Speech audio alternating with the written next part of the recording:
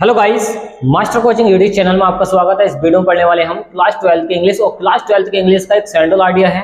और central idea है ये पोएम नंबर 6 है, आंट जेनिफर्स टाइगर्स। देखिए ये जो आंटी हैं जेनिफर हैं, इनका नाम है क्या, जेनिफर। ये टाइगर्स बनाती हैं। और देखिए इसके जो राइटर हैं ये हैं एड्रिन रिच। इसमें 3 करैक्टर हैं, एक है एड्रिन रिच, एक है जेनिफर्स और एक है टाइगर।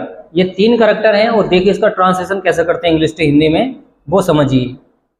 और देखिए इसकी आपको हिंदी भी देखने को मिल जाएगी, आप ये हिंदी का भी स्क्रीनशॉट ले सकते हैं। तो देखिए ट्रांसलेशन देखिए फ्रेंड्स। तो देखिए फ्रेंड्स, इस तरीके से आपको क्वेश्चन मिलेगा। क्या मिलेगा कि right the central idea of the poem. Poem का सेंट्रल आइडिया लिखिए। और central idea of the poem का मतलब होता है कविता का केंद्रीय भाव। क्या बताना चाहती है एक पोएम, वो उसके सेंट्रल आइडिया में उसकी भावनाएं छिपी होती हैं। समझिए इसका ट्रांसलेशन। इन द पोएम, इस पोएम में आंट जेनिफर्स टाइगर्स। देखिए इन द पोएम, इस कविता के अंदर आंट जेनिफर्स टाइगर्स, जो आंट जेनिफर्स टाइगर है, ये जो पोएम है। द पोएटेस, इसमें जो कवित्री हैं, जो एड्रिन रिच हैं, जो कवित्री हैं एड्रिन रिच, एक्सप्रेस्ड, व्यक्त करती हैं। एक्सप्रेस्ड का मतलब होता है व्यक्त करना। हर सैडनेस, अपने दुखीपन को।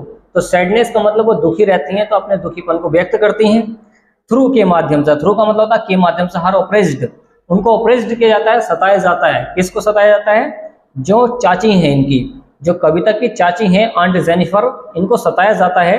सिंबल एंट जेनिफर। देखिए आंट जेनिफर को इसमें क्या सताया जाता है? हु इज ट्रीटेड, जिनसे व्यवहार किया जाता है, जिनसे ट्रीटेड किया जाता है बैडली, बुरी तरह। बैडली का मतलब होता है बुरी तरह, तो जिनसे बुरी तरह व्यवहार किया जाता है। ओके, आगे समझिए। बैडली, बुरी तरह इनसे व्यवहार किया जाता है बाय हर हस्बैंड, इनके पति के द्वारा, इनके हस्बैंड के द्वारा इनसे बुरी तरीके से बर्ताव किया जाता है। मतलब इनका जो पति है इनको मारता है और मतलब बुरे तरीके से इसको ट्रीट करता है, ये बैडली तरीके से। आंट जेनिफर, जो आंट जेनिफर हैं, जो इनकी चाची हैं जेनिफर, हैड बीन मीक, वो दब के रहती है। मीक का मतलब होता है दबना। एंड टेरिफाइड, और डर के रहती हैं इन हर मैरिड लाइफ, अपनी शादीशुदा जिंदगी में। अपनी शादीशुदा जिंदगी में ये डर के रहती है अपने हस्बैंड से। व्हाइल, जब द टाइगर्स, जब इनके टाइगर्स सीक्रेटेड, जब अपने टाइगर्स ये बना देती हैं। टाइगर्स का मतलब इनके बच्चे होंगे, उनको कह रहे हैं। तो जब ये अपने टाइगर्स को क्रेडिट कर देती हैं, बना देती हैं। और बोल्ड, बोल्ड का मतलब होता है बहादुर। जब ये अपने टाइगर्स को, अपने बाघों को, बाघ होता है ना इसको, तो बाघ कहते हैं किसको, टाइगर को हिंदी में। तो ये बोल्ड कर देती हैं, उनको बहादुर बना देती हैं। गैलेंट का मतलब भी बहादुर होता है, निडर। और पियरलेस का मतलब जो डरे नहीं, क्या होता है, निडर होता है। आगे है एंड हैव फ्री, और इनको फ्री कर देती हैं। स्पिरिट टू वॉक, अब वो फ्री तरीके से, आज़ाद तरीके से फ्री कर, क्या करती हैं, घूमती हैं। तो ये बोला गया है कि वो निडर, बहादुर होकर, निडर होकर, वो फ्री होकर घूमते हैं। वॉक हेयर एंड देयर, यहाँ वहाँ वो घूमते रहते हैं। जो उनके टाइगर हैं, उन्होंने टाइगर बनाए हैं, वो यहाँ वहाँ पर घूमते रहते हैं। इन द फॉरेस्ट, जंगल में, जैसा कि जंगल में शेर घूमता है वैसा वो घूमते रहते हैं। द क्रेशन और tigers is quite different. The creation, creation का मतलब था बनावट, और टाइगर्स, टाइगर्स की। टाइगर को जो इन्होंने बनाया है, क्रेशन किया है, क्वाइट, क्वाइट मतलब बिल्कुल, डिफरेंट, अलग है। फ्रॉम हर करेक्टर, उनके करेक्टर से। मतलब ये जो है डर कर रहती हैं, अत्याचार होता है इन पे, कुछ कहते नहीं है, विनम्र रहती हैं। ओके, तो इनके करेक्टर से इनके जो बाघ हैं वो बिल्कुल ही अलग हैं, डिफरेंट हैं, उनका करेक्टर अलग है। द पोइट, जो कवि हैं, might be suggesting. The poet, जो कवि है, कवि कौन है यहाँ पे, एड्रिन रिच। जो कवित्री हैं ये बताना ये चाहती हैं, इस कविता के माध्यम से सजेस्ट करना चाहती हैं, सुझाव देना चाहती हैं थ्रू के माध्यम से, इस डिफरेंस, अंतर के बारे में। तो इस अंतर को बताना चाहती हैं। डेट अ वुमन, एक औरत को, डेट अ वुमन, एक औरत को शुड नॉट, नहीं चाहिए, वी टिमिड, टिमिड का मतलब होता है डर कर रहना, या कायर बन कर रहना। एक औरत को नहीं चाहिए कि वो किसी से डर कर रहे। ये मैसेज दिया जाता है, ये सुझाव दिया जाता है इस कविता के माध्यम से।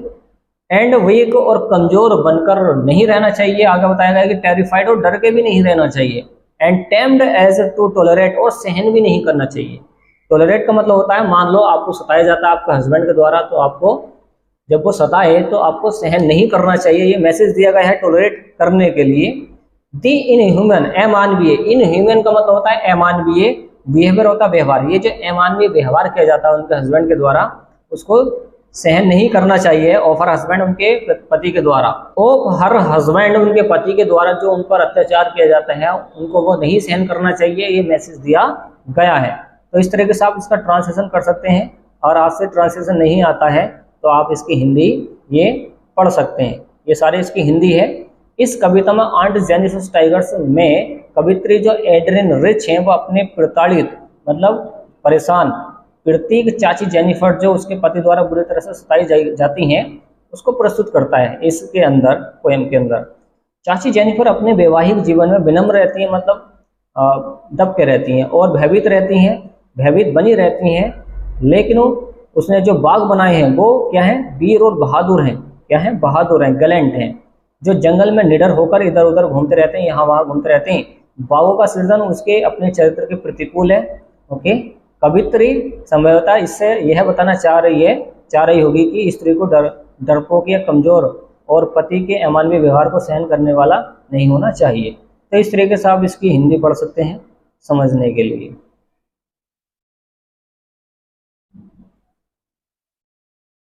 तो देखिए फ्रेंड्स, अगर ये आपको वीडियो पसंद आई है तो वीडियो को लाइक एंड शेयर कीजिए, चैनल को सब्सक्राइब कीजिए। Thanks for watching guys. मिलते हैं एक ऐसे नेक्स्ट वीडियो में जो काफ़ी इंपॉर्टेंट होगी एग्जाम के लिए। Okay friends.